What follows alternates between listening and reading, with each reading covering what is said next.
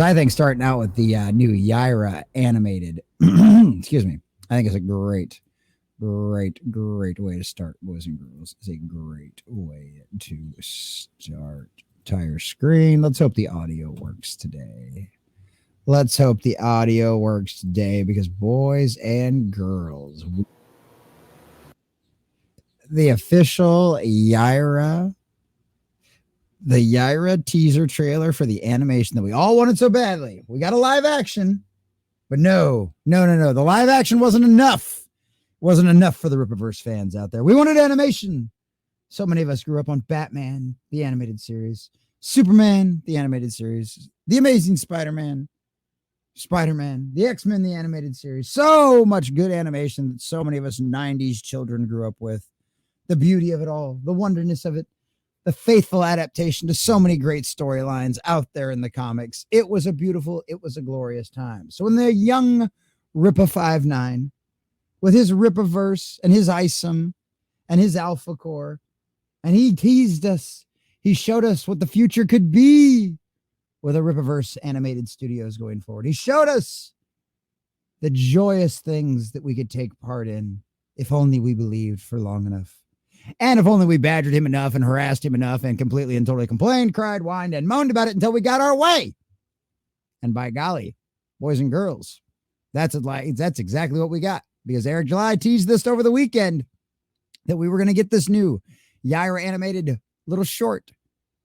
We wanted to make sure that it was up to his quality of standards, the standards that we have come to expect from him and his company. And boys and girls, we're about to find out if that wait was worth it. Because I, for one, I need 10 seasons of the Rippaverse plugged directly into my veins intravenously in the form of an animated series, because this would be incredible for me to show to my kids. And that, at the end of the day, boys and girls, is the most important part, what we have to pass on to the next generation.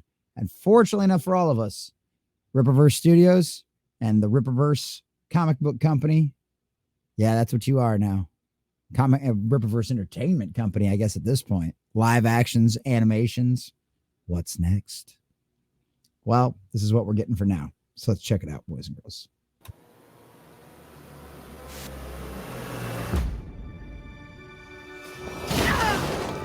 This woman is dangerous.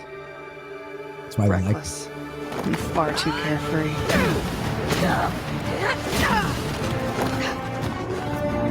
Power that even levels. Samari. Interesting. What the hell is this crazy woman up to?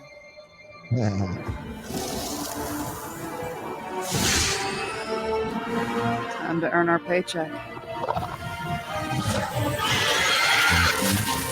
See you soon. Yeah, Frosty. I like it.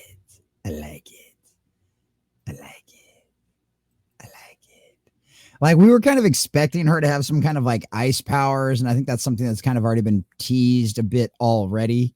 So it doesn't really surprise me at all that we get like a full-on reveal of that. I love that it's all narrated by one of our Alpha Core members who's supposed to be the research arm of things, talking about all of that. I like how you don't even get to hear Yaira's voice in this at all, other than the scream.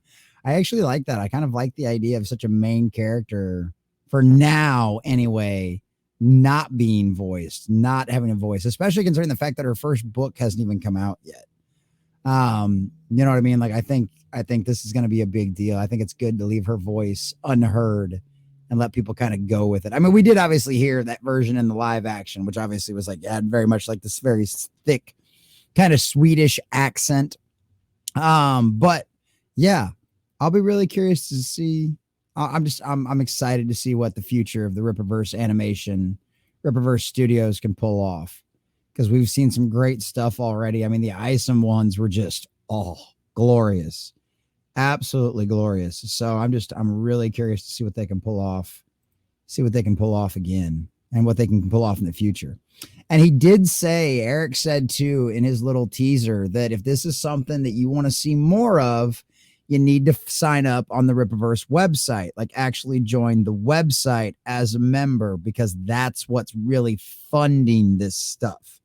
So if that's what you see, and I'd imagine that's going to be the best way for him to release this. I mean, they'll do teasers and shorts and stuff like that out on, YouTube and on Twitter and everything else. But at the end of the day, if you're going to want the full episodes, they're going to have to be behind a paywall. I mean, that's just the reality of things, unfortunately. Because there's just no other way to pay for it. That's the reason why you see the streaming services doing everything that they're doing now, bundling things together, adding ad tiers, all of that kind of stuff is because, it's hard to pay for stuff like this and be able to be at the quality you want it to be without investing a significant amount of money and protecting it. You can't just kind of put this kind of quality stuff out there and expect it to be on a regular basis and there not be a paywall for it. It's just going to be the way it's going to be, unfortunately, but this is the way things are. Things cost money. Welcome to the reality of the world around you in basic economics.